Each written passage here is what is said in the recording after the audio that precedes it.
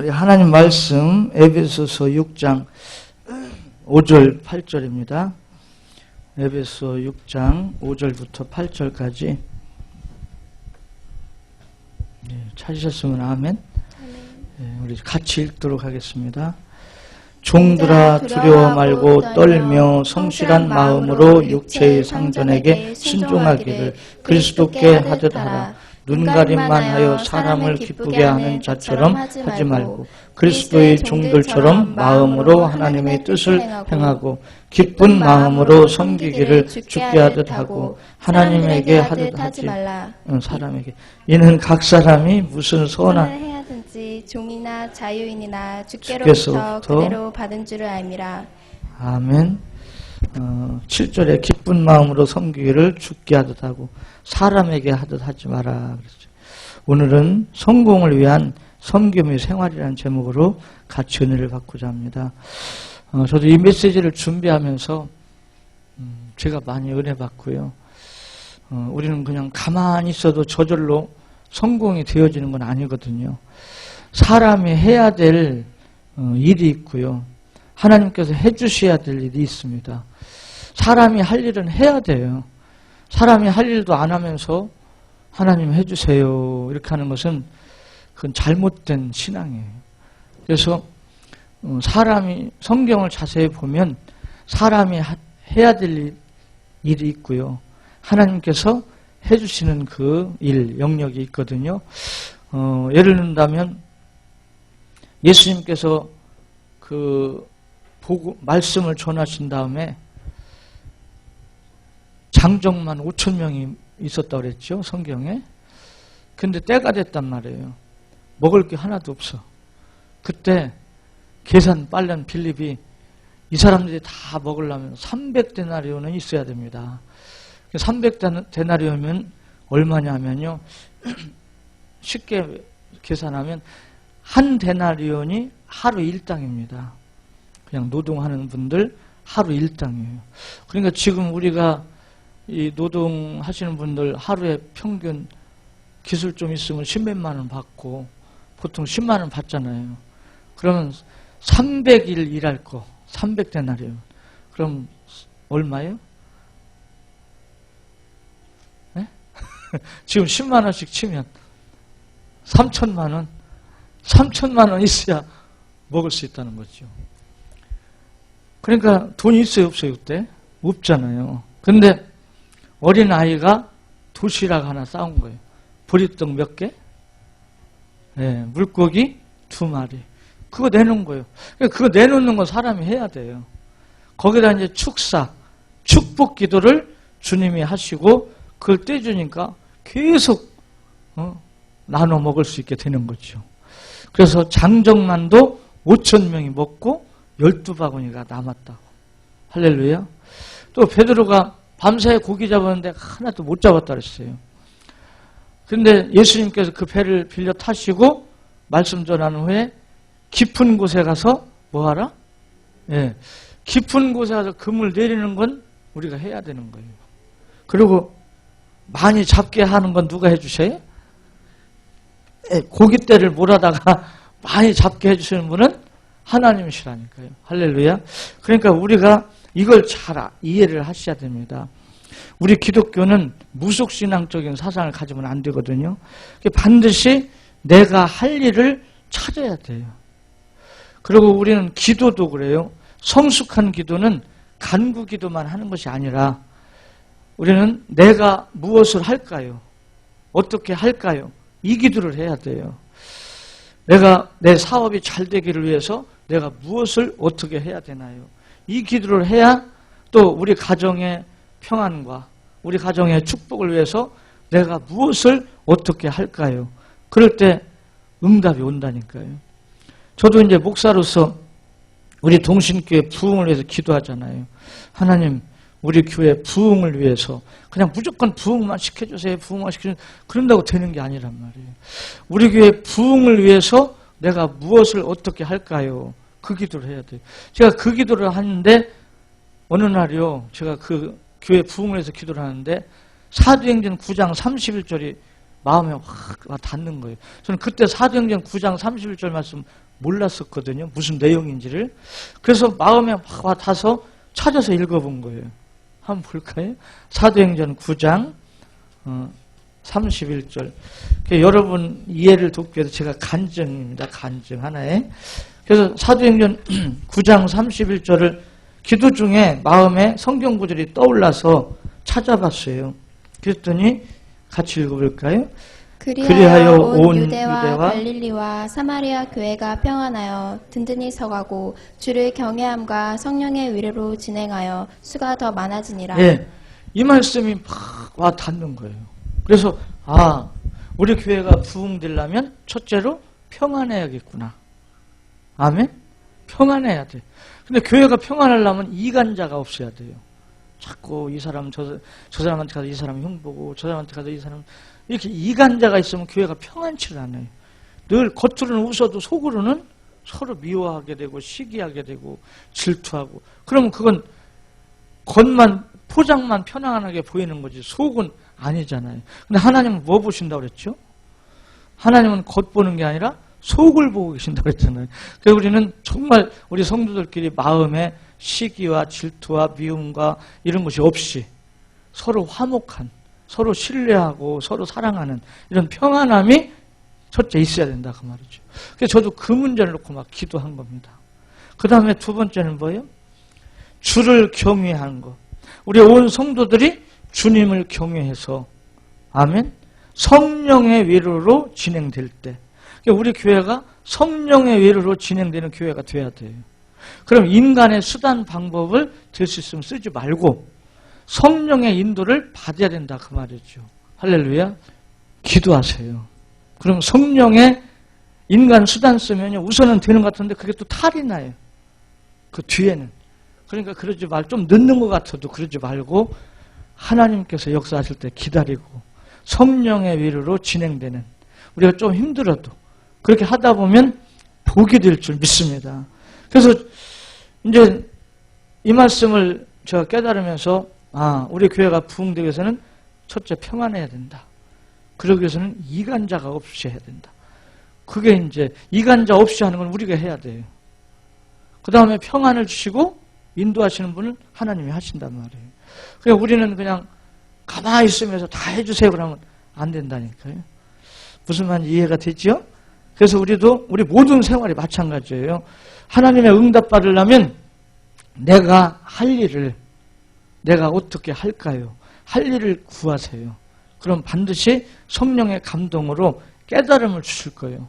우리 하나님은 입술의 열매를 왜 안 해요? 입술의 열매를 창조해 주시는 하나님이라니까요. 아멘? 그러니까 우리는 없는 것만 보지 말고 있는 것 보고 감사하고 자꾸 긍정적으로 말하고 그러면 하나님께서 역사해 주실 줄 믿습니다. 오늘 에베소 6장 5절 8절이 우리가 세상 사회생활하는데요. 진짜 중요한 말씀이에요. 우리 예수 믿는 사람들의 자세. 우리 그리스도인들은요. 사회생활하는 데 있어서 여기 종이란 말은 아주 낮고 천하고 그런 뜻이 아니에요. 그냥 우리는 다 종이 돼 있어요. 어느 자리에 있든 두려워하지 말고 떨며 성실한 마음으로 육체의 상전에게도 어떻게 하라? 순종하라. 그래서 우리 직장 생활할 때도 위에 상전이 있잖아요. 상사.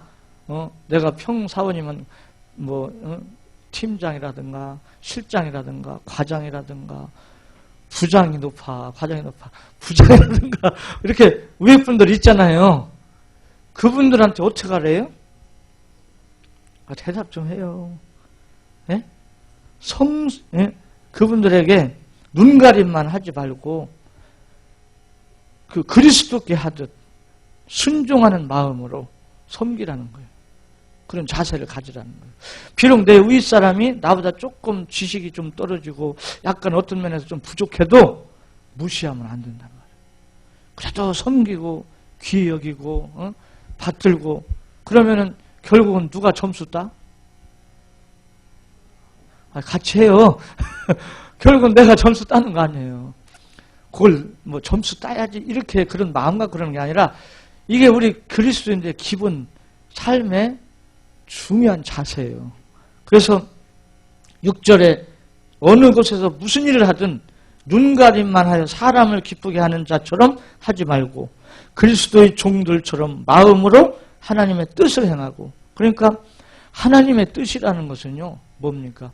내가 생활하면서 정말 하나님의 영광을 나타내는 모든 생활은 다 하나님의 뜻이에요. 내가 A라는 직장에 취직을 했다고 말해요. 근데 그 직장에서 내가 열심히 일해가지고 사람들한테 내가 칭찬을 받아. 그럼 그게 하나님의 뜻이고 하나님께 영광이 되는 거예요. 아, 예수 믿는 저분이 확실히 다르구나. 예수 믿는 저 사람이 그래도 뭔가 다르구나. 그게 바로 하나님의 뜻인 줄 믿습니다. 그리고 7절에 기쁜 마음으로 섬기기를, 누구를 섬기라고 했어요? 상전, 다른 사람들을, 여기 윗사람들을 섬기라는 거예요. 섬기기를 죽게 하듯 하고 사람들에게 하듯 하지 말라. 8절 같이 한번 또 읽어볼까요? 이는 각 사람이 무슨 선을 행하든지 종이나 자유인이나 주께로부터 그대로 받은 줄을 알미라. 네, 우리가 비록 지금 내가 사람한테 하는 것 같지만요, 아니라는 거예요. 사람한테 하는 것 같지만 겉모습은 그렇지만 우리가 하는 언행을 하나님께서는 다 지금 하늘나라에 녹음을 하고 있어요. 녹화를 하고 있어요. 그래가지고 그 하는 행동대로 갚아주신다는 거예요. 할렐루야.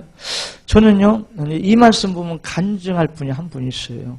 지금 이제 장로님이 되셔갖고 연세도 지금 많죠. 연세도 많고 이제 장로님도 은퇴하시고 좀 잘 사시는데, 그분이 제가 그 잠깐 첫 목회를 선배 목사님께 목회제를 인쇄드리고 잠깐 제가 공백 기간이 있었어요. 그때 도마동에 있는 150명 모이는 모 교회 잠깐 제가 갔었어요. 갔는데 갈 때 목사님이 저보고 같이 이제 사역하면서 제 생활은 교회에서 이렇게 해줄 것처럼 해서 갔거든요. 갔더니 생활비도 하나도 안 주고 아무것도 안 주는 거예요. 근데 그러니까 할 수 없이 제가 이제 그때 뭐 우리 네 식구 먹고는 살아야 겠고, 그래서 잠깐 알바를 제가 좀 한 적이 있거든요. 근데 150명 되는 교인인데 우리 집이 이제 가난하죠. 우리 집 굉장히 어렵죠. 그런데 쌀을 누가 갖다 놓는 거예요. 쌀을. 아침에 새벽 예배 나가려고 딱 나가보면 쌀자루가 있는 거예요. 근데 이 범인을 누군가 모르겠어요. 어떤 범인이 왜 갖다 놓는가? 웃자고 하는 소리예요. 그래서 나중에 이제 알았어요. 알았는데 그 교회에서 제일 가난한 집사님이 김 집사님이라고, 저 이름은 안 밝히는데요. 지금은 장로님이에요. 그 집사님이 트럭 운전을 했어요. 트럭 운전. 직업이 트럭 운전이요. 트럭 운전인데 월급제가 아니더라고요. 일당제예요. 그때 당시에. 그리고 트럭 대전서 이제 화물조합이나 이런 데서 트럭으로 어디 가면 하루 갔다 오면 얼마씩 받고 이런 일당제니까 어떤 달은 하루도 일거리가 없는 거예요. 그러니 그렇게 벌으니까 이 돈이 남아나들 않잖아요. 모아지들 않잖아요. 그러니까 월세방을 살아요. 그 교회에서 제일 못 살아요. 근데 그분이 우리 집 앞에 뭘 갖다 놓는다고요? 쌀을 갖다 놓은 거예요. 부자가 갖다 놓으면 그냥 그런가 보다 하겠는데 제일 가난한 분이 갖다 놓으니까 마음이 찡하겠어요, 안 하겠어요? 마음이 찡하면서 참 하나님 기도가 되죠. 근데 그분이요, 그때가 한민대학교가 여기 보마동 그 한성신학 보마동 거기 있었어요. 한성신학교라고. 한민대학교가 저기 가기 전에 그 한성신학교라고 거기 있었는데 거기서 버스 기사를 뽑는 거예요. 그때 버스 기사. 이분이 이제 대형면허를 갖고 있으니까 거기를 간 거예요. 갔는데 자격이 고졸 이상, 학교 버스니까 고졸 이상 대형면허 갖고 있는 사람 이렇게 뽑는데 이분은 초등학교밖에 안 나왔단 말이에요. 초등학교밖에 안 나왔는데 이력서 써갖고 간 거예요. 가다 딱 내놓으니까 아니 왜 초등학교 나왔는데 오셨습니까? 그러니까 이분이 대답을 잘했어요. 운전하는데 학벌이 필요합니까? 나는 주님과 함께 할 겁니다. 주님과 함께 한다는데 신학교에서 할 말 없잖아요. 그래요, 안 그래요? 이게 뭐 다른 세상 학교도 아니고 신학교에서 주님과 함께 운전한다는데 할 말이 없잖아. 그래가지고 거기 됐어요. 그래가지고 그 대형 버스가 3대인가 4대 있었는데 그때 당시에 거기 취직이 된 거예요. 그러니까 버스 운전하는 분들은 아침 저녁으로 학교 등하굣길만 그때만 운행하고 나면 하루 종일 시간이 있단 말이에요. 그러니까 다른 분들은 그 시간만 자기 일하고 자기 볼일 보러 다니고 그냥 이렇게 하는 거예요. 근데 이분은 지금 우리가 읽은 이 말씀을 마음에 새긴 겁니다. 자기는 일단 딱 출근하면 저녁에 그 버스 운행 끝날 때까지, 퇴근 때까지 학교에서 안 나오는 거예요. 그리고 학교 안에 있으면서 이 말씀을 순종하는 거예요. 사람 바라보고 하는 게 아니라 죽게 하듯 하라. 주님을. 그래갖고 버스 기사면서도 학교 구석구석 다니면서 청소 다 하고, 그 운동장 있었잖아요. 운동장 풀 다 뽑고 맨 청소하고. 그러니까 이제 다른 버스 동료 기사들한테는 미움받죠. 저거 막 아부한다, 뭐한다, 막 그냥 미움받죠. 근데 이분은 아부하려고 그러는 게 아니에요, 지금. 진짜 이 말씀을 순종하는 마음으로 한 거예요. 했는데 나중에요. 이제 이 학교가 저쪽으로 간 다음인가? 아니 여기 있을 때 그랬나? 식당, 그 학교 식당을 운영하는 분이 사정이 생겨서 식당을 이제 운영하지 못하게 됐어요. 근데 그 전에 무슨 일이 있었냐면 학교가 막 깨끗해지거든요. 막 변화가 깨끗해져. 그러니까 그때 학장이 외국 사람인가 그랬는데 학교가 막 달라지거든요. 그러니까 어떤 분이 이렇게 하냐? 알고 보니까 그 김 집사님이 그런단 말이에요. 그러니까 이분이 딱 마음에 두고 있었던 거예요. 그런데 학장 차를 운전하는 분이 사정이 있어서 사표를 내게 됐어요. 그때 우리 그 김 집사님을 자기 학장 차를 운전해달라 해가지고 학장 차를 운전하고 다니니까 학장님하고 맨날 대화를 나누잖아요. 그러다가 학교 식당 운영하는 분이 이제 더 이상 못하게 돼서 사정이 생겨서. 그러니까 그때 이 학장이 그럼 식당은 김 집사님 운영하십시오 해가지고 그 부인 집사님이 식당 운영하고 남편은 학장 운전하고, 그러면서 그때부터 물질의 축복이 막 오기 시작하는 거예요. 할렐루야. 그래갖고 그렇게 가난하게 살던 분이 오늘 지금 우리가 읽은 이 말씀 순종함으로요 축복의 문이 막 열리는 거예요. 할렐루야. 여러분, 우리가요 이 하나님 말씀 한 줄이라도 실제 내 마음에 깊이 새기고요 이 말씀을 사람 바라보고 환경 바라보고 이 말씀 그대로 주님 바라보고 순종하면 축복의 문이 열린다니까요. 이 성경은 하나님의 언약이기 때문에. 할렐루야. 그래서 우리 동심교회 성도님들도 여러분 성경 읽다가 또 말씀 듣다가 어떤 말씀 깨달아지면 그 말씀을 마음에 새기고 그대로 한번 순종해 보세요. 그럼 틀림없이 그 언약의 말씀 약속이 성취된단 말이에요. 이루어진단 말이에요. 이 축복을 누리시기 바랍니다. 그래서 프린트 한번 보세요. 우리는 성공을 향해 한 걸음씩 가고 있는 거예요, 지금. 우리 이 사실을 인정하고 감사하시기 바랍니다. 지금 환경만 보지 마시고 나는 반드시 잘 된다. 반드시 성공한다. 아멘? 한번 해보세요. 나는 하나님의 은혜로 성공한다. 나는 하나님의 은혜로 잘 된다. 잘 된다가 너무 작아요. 다시. 나는 하나님의 은혜로 잘 된다. 예, 믿으시기 바랍니다. 이런 마음을 늘 갖고 있어야 돼요. 그래서 사람이 섬김을 받는다는 것은 즐거운 일이지만 섬긴다는 것처럼 힘든 일도 사실은 없어요. 여러분, 섬김이 쉬운 것 같지만 굉장히 힘든 부분이 있습니다. 섬김의 훈련을 받을 때 심정이 흔들리고 어려울 때가 생겨요. 그래서 사람들이 잘 섬길 것 같다가 어느 때는 무너지는 거예요. 안 되는 거예요, 그것이. 이게 쉬우면 다 하죠. 예수님께서도 우리를 섬기시느라고 십자가 지시고 그 고난을 겪으시는데 그게 쉽냐고요. 말이 그렇지. 사람이 사람을 섬기는 것도 쉽지 않아요. 그만큼 우리에게 훈련이 필요합니다. 마음 자세가 필요하고. 이를 섬기는 사람의 마음 자세. 섬긴다는 것은 결코 자기를 낮추거나 인격을 천박하게 만드는 것은 아니란 말이에요. 이 사실을 우리는 꼭 기억하고 있어야 됩니다. 내가 섬길 때 내가 낮아지는 것 같고 내가 저 사람보다 못한 것 같고 그런 거 아니에요. 섬기는 것은 섬기는 사람은 첫째로 다른 사람을 존중히 여기는 마음을 가져야 돼요. 아멘. 다른 사람을 존중히 여기는 마음을 갖지 않으면 섬기는 자세가 안 나와. 눈 가리고 아웅하는 식으로 임시로 살짝 자기 어떤 뭘 목적을 이루기 위해서 할 줄 몰라도 진실한 섬김이 안 된단 말이에요. 둘째로 성실한 마음을 가져야 돼요. 셋째로 순종하는 마음을 가지고, 넷째는 하나님의 뜻을 이루는 자세의 마음을 가지고요. 다섯 번째는 기쁜 마음으로 섬겨야 돼요. 아멘. 한 번 더 읽어볼까요? 첫째로 같이 읽어요. 시작. 다른 사람을 존중히 여기는 마음을 가져야 합니다. 둘째로 성실한 마음을 가져야 합니다. 셋째로 순종하는 마음을 가져야 합니다. 넷째로 하나님의 뜻을 이루는 자세의 마음을 가져야 합니다. 다섯째로 기쁜 마음으로 섬겨야 합니다. 예, 이거 꼭 기억해 두세요. 이런 마음의 자세가 안 되면 진실한 바른 섬김은 안 됩니다.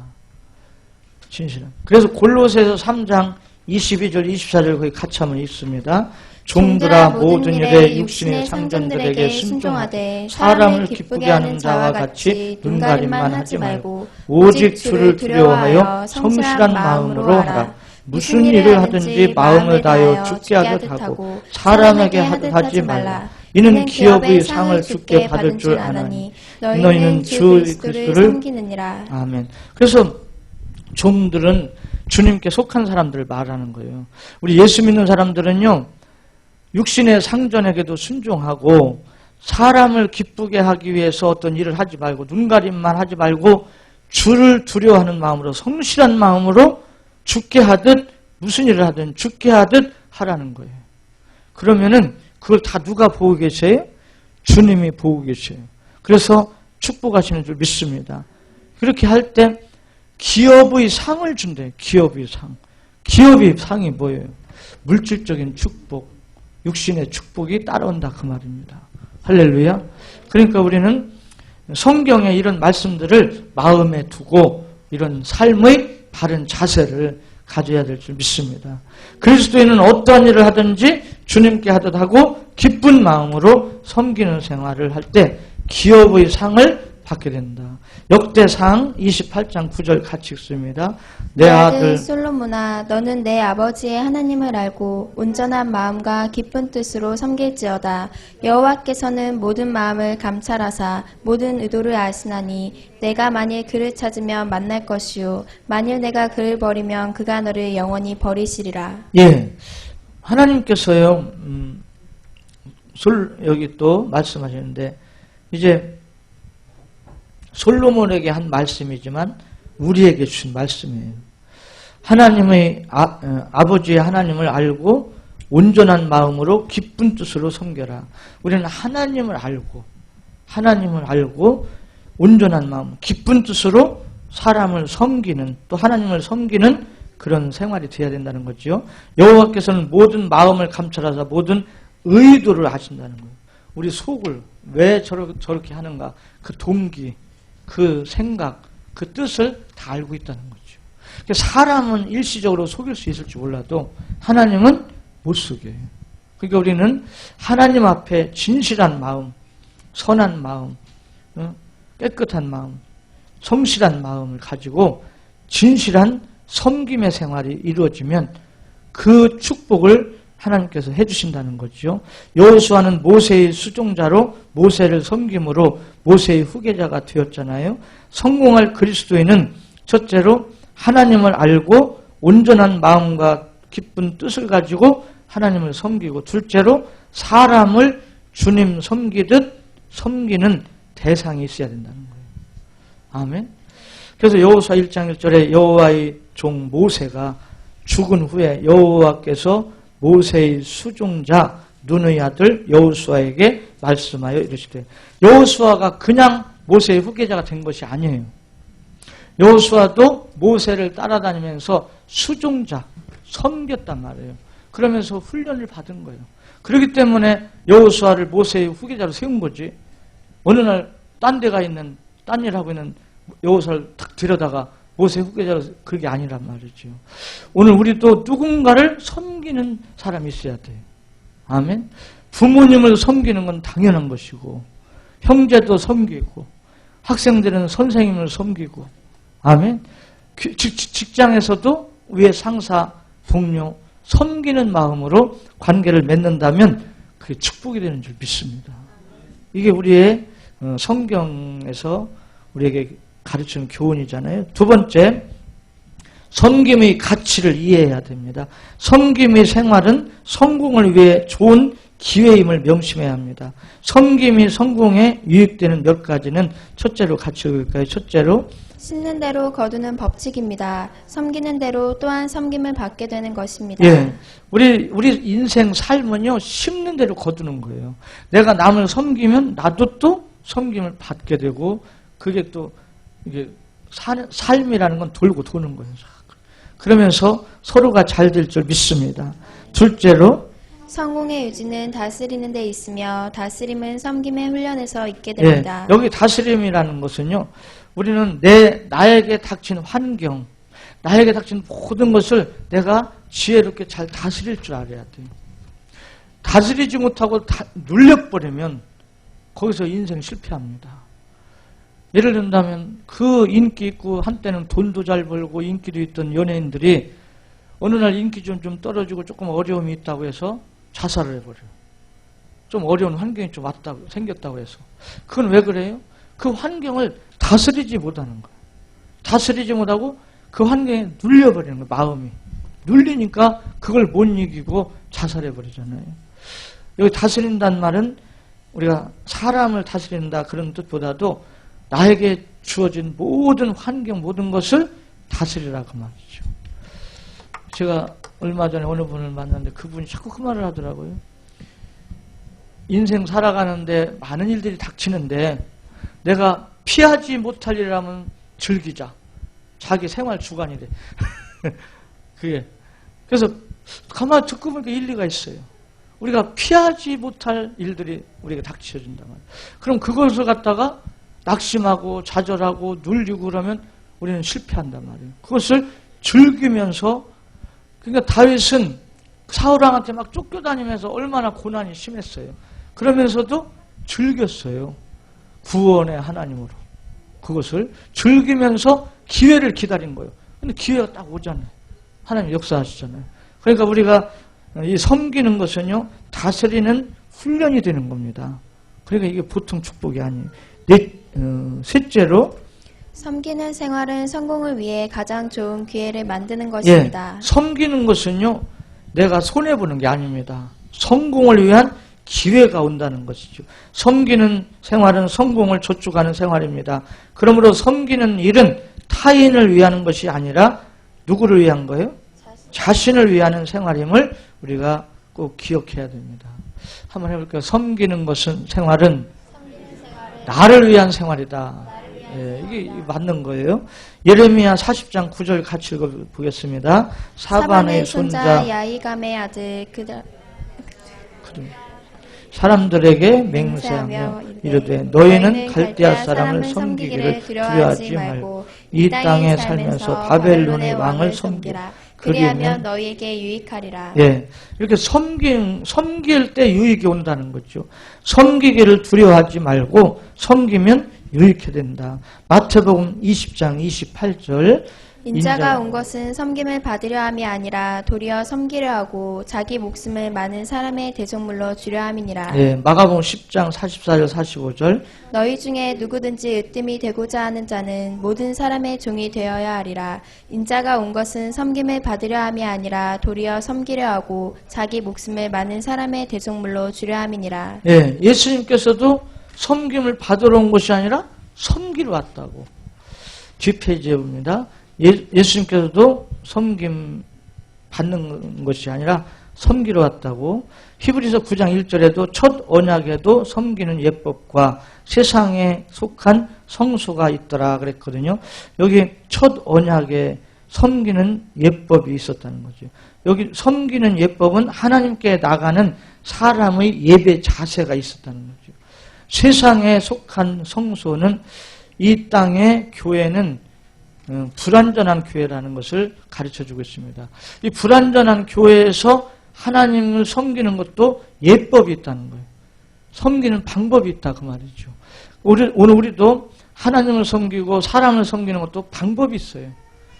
무조건 그냥 뭐 되는 게 아니잖아요.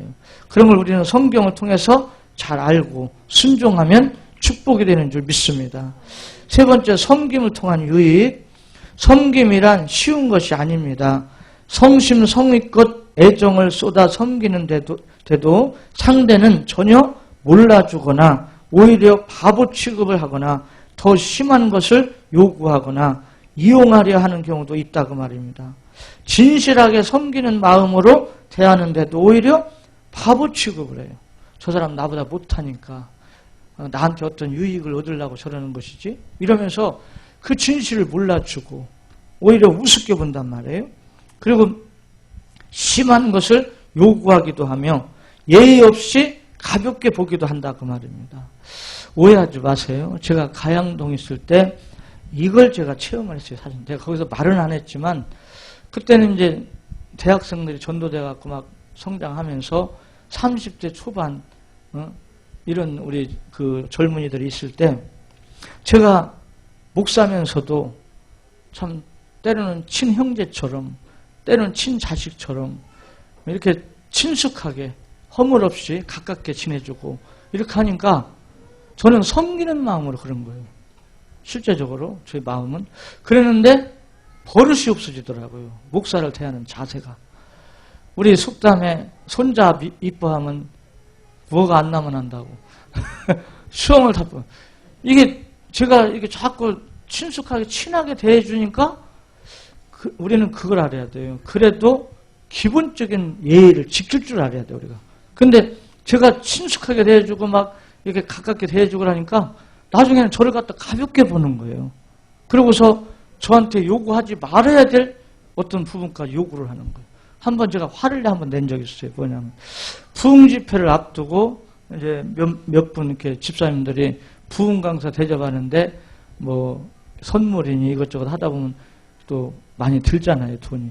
그 돈을 이제 몇 분씩 이렇게 얼마씩 걷어갖고 이제 저한테 줬어요. 그럼 제가 이제 그 부흥 강사가 뭘 좋아하는지 거기에 맞게끔 쓰면 되잖아요. 그걸 갖고. 근데 뭐라고 하냐. 어떻게 썼나 뭐라 그래. 그걸 갖다가 딱 적어갖고 자기들한테 보고해달라는 거예요. 그래서 제가 야단을 쳤어요. 지금 사람을 갖다가, 나 너희들하고 나하고 그런 관계라면 나 그 돈 안 쓴다. 어째 목사를 갖다 비참하게 만드냐. 내가 그 돈 갖다 헛된 데 쓸까봐 그러냐? 그래, 안 그래. 이건 요구하지 말아야 될 선을 넘은 요구란 말이에요. 여러분, 부모님께 용돈 드리고 용돈 어디다 썼나 잘 적어놨다 내놓으시오. 똑같은 거예요.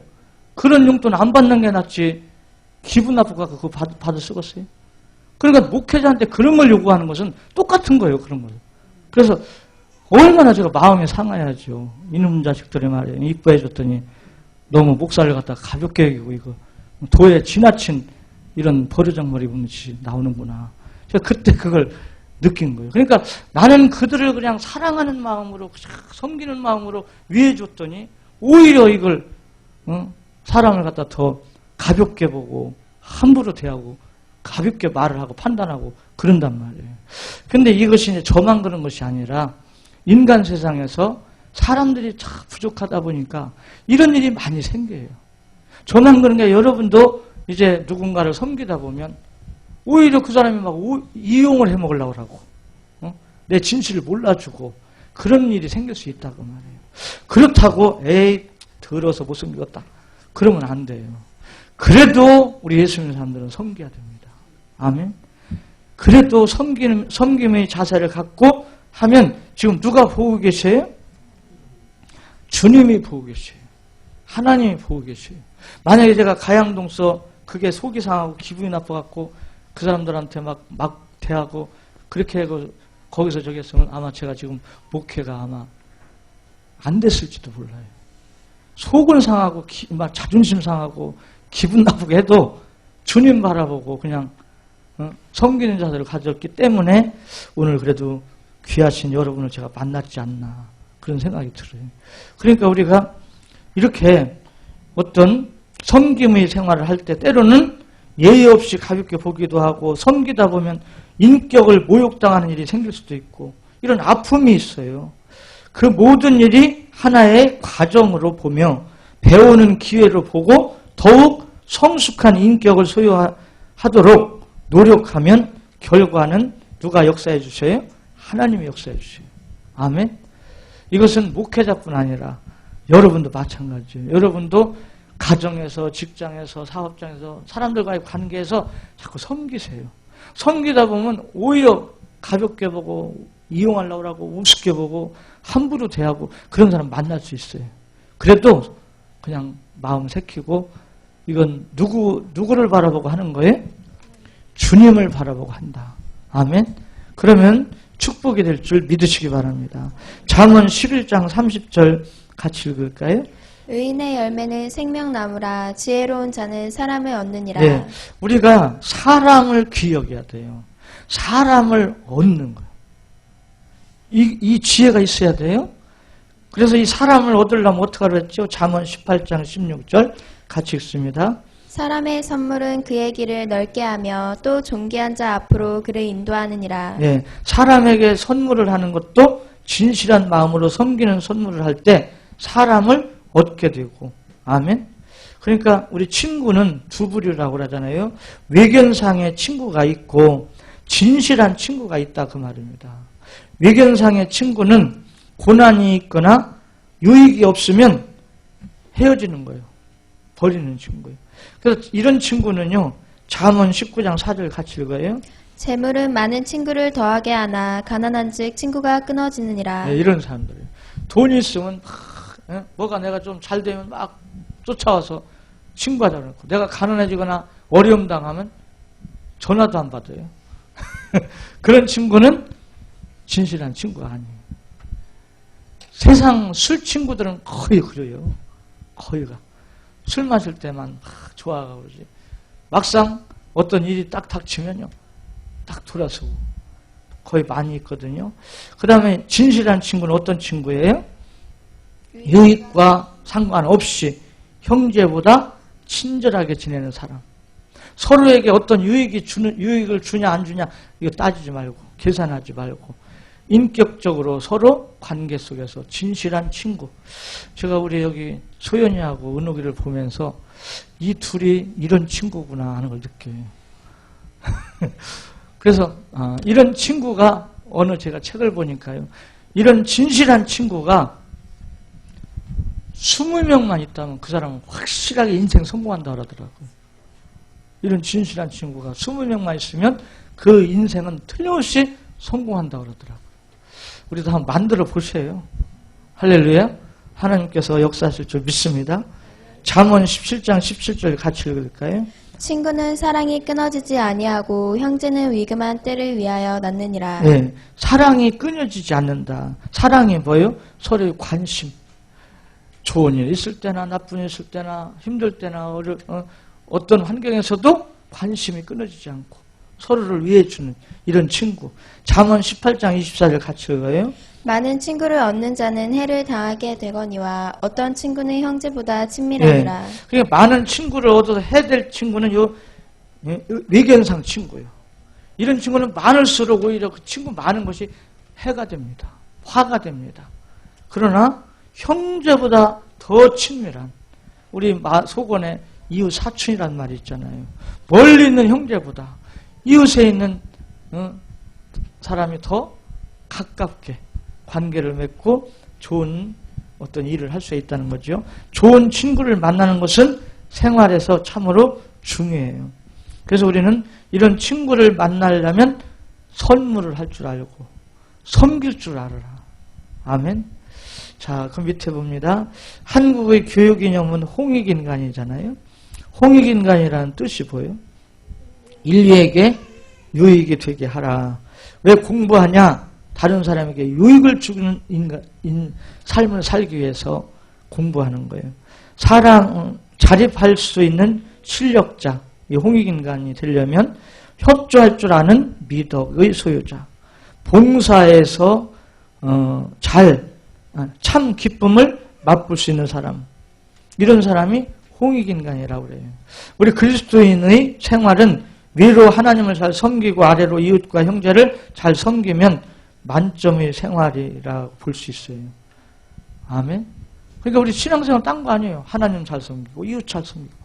그게 신앙생활 잘하는 거예요. 그러니까 우리 신앙생활을 한마디로 가면 관계라 그러잖아요.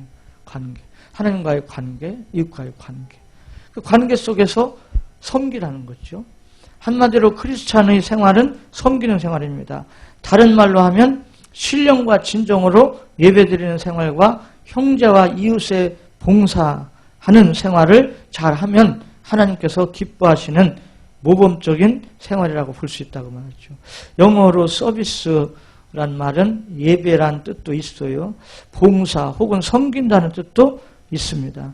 사람과 서비스는 불가분리의 관계라 그렇게 볼 수 있다고 그러죠. 우리는 이 서비스를 잘할 수 있는 그런 실력을 쌓는 거예요. 그럴 때 하나님께 영광을 돌릴 수 있게 되는 줄 믿습니다. 사람은 첫째로 하나님을 잘 섬겨야 축복도 행복도 소유하게 됩니다. 시편 144편 15절 같이 읽을까요? 이러한 백성은 복이 있나니 여호와를 자기 하나님으로 삼는 백성은 복이 있도다. 네. 여호와를 자기 하나님으로 삼는다. 여호와는 창조주, 전능하신 분이라는 말이에요. 창조주, 전능하신 분을 나의 하나님으로 믿는 거예요. 고린도후서 5장 9절 같이 읽어요. 그런즉 우리는 몸으로 있든지 떠나든지 주를 기쁘시게 하는 자가 되기를 힘쓰노라. 예, 바로 하나님을 섬기는 것은 다른 것이 아니라 어떻게 하면 주님을 기쁘시게 할까. 이 자세예요. 이 생활 자세. 골로새서 1장 10절.